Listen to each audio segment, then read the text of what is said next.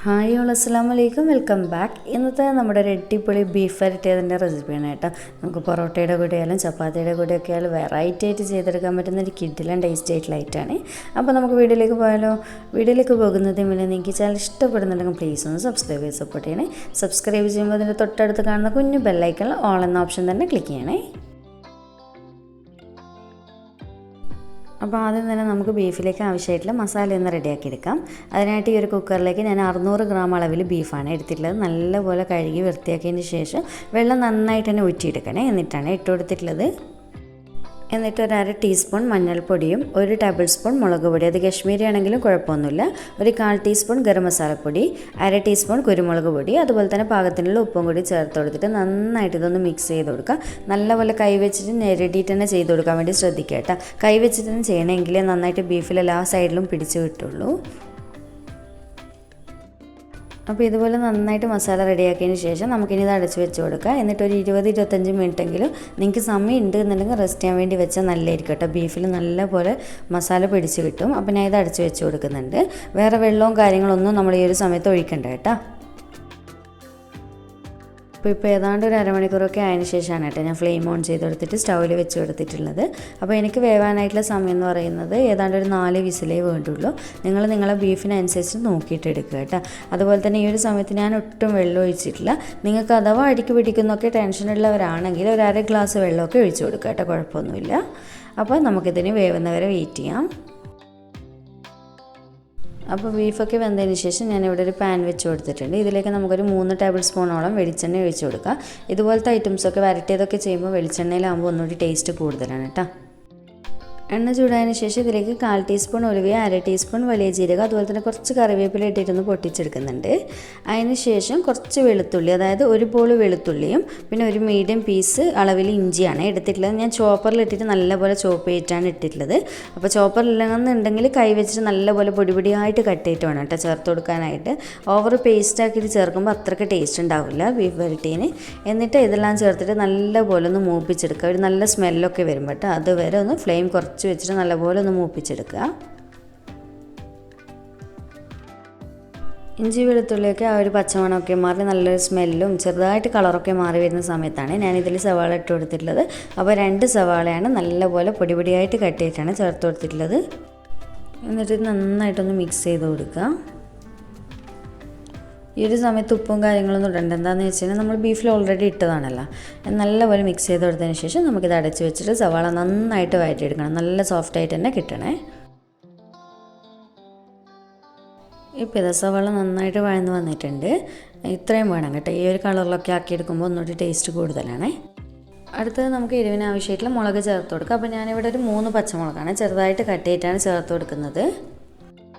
പച്ചമുളക് ചേർത്തിട്ട് നന്നായിട്ടൊന്ന് വഴറ്റിയെടുക്കാം. ഏതാണ്ട് 1 മിനിറ്റോളം ഒന്ന് വഴറ്റിയെടുക്കുക. ഫ്ലെയിം നല്ലപോലെ കുറച്ച് വെക്കണേ ഈ ഒരു സമയത്ത്. അടുത്തത് നമുക്കിതിലേക്ക് ഒരു 2.5 ടേബിൾ സ്പൂണോളം മല്ലിപ്പൊടിയാണ് ചേർത്ത് കൊടുത്തിട്ടുള്ളത്. പിന്നെ ഒരു 3/4 ടേബിൾ സ്പൂണോളം കശ്മീരി ചില്ലി പൗഡറും അതുപോലെ തന്നെ ഒരു 1/2 ടീസ്പൂൺ കുരുമുളക് പൊടിയും ചേർത്തിട്ട് നന്നായിട്ട് ഇതൊന്ന് മിക്സ് ചെയ്ത് കൊടുക്കുക. ഈ ഒരു സമയത്ത് ഫ്ലെയിം പ്രത്യേകം ശ്രദ്ധിക്കണേ. ലോ ഫ്ലെയിമിലിട്ടിട്ട് ഇതൊന്ന് നല്ലപോലെ ഒന്ന് മൂപ്പിച്ചെടുക്കുക. ആ ഒരു പച്ച ടേസ്റ്റൊക്കെ മാറി നല്ലൊരു ടേസ്റ്റ് വരും കേട്ടോ. കുറച്ചധികം സമയം തന്നെ മൂപ്പിച്ചെടുക്കണം. കാരണം എന്ന് വെച്ചാൽ ഇത് പൊടികളുടെ കളറ് വരെ മാറിക്കിട്ടണം നമുക്ക്, എങ്കിലേ നല്ലൊരു ബീഫ് വരട്ടിയതായിട്ട് കിട്ടുള്ളൂ. അപ്പോൾ കുറച്ചൊന്ന് സമയം എടുത്തിട്ട് തന്നെ ചെയ്യാൻ വേണ്ടി ശ്രദ്ധിക്കുക കേട്ടോ. എന്നിട്ട് നന്നായിട്ട് ഇതുപോലെ തന്നെ ഇടയ്ക്കിടെ ഒന്ന് ഇളക്കി കൊടുക്കുക. കാരണം അതിന് ഡ്രൈ ആയിരിക്കുന്ന പൗഡേഴ്സ് എല്ലാം ചേർത്തത് കൊണ്ട് തന്നെ പെട്ടെന്ന് അടിക്ക് പിടിക്കാൻ ചാൻസ് ഉണ്ട്. അപ്പോൾ ഫ്ലെയിം നന്നായിട്ട് കുറച്ചിട്ട് ഇതുപോലെ ഇളക്കി കൊടുക്കുക.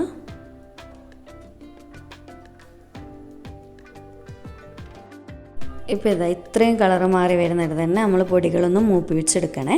ഇനി നമുക്കിതിലേക്ക് ഒരു തക്കാളി ഇതുപോലെ ചെറുതായിട്ട് കട്ട് ചെയ്ത് ചേർത്ത് കൊടുക്കുക. ബീഫ് വരട്ടിയതിൽ തക്കാളി ഒരുപാട് ചേർക്കണ്ട കേട്ടോ. ഒരു പഴുത്ത തക്കാളി നോക്കിയിട്ട് ചേർത്ത് കൊടുത്താൽ മതി. എന്നിട്ട് നന്നായിട്ട് ഇതൊന്ന് മിക്സ് ചെയ്ത് കൊടുക്കുക.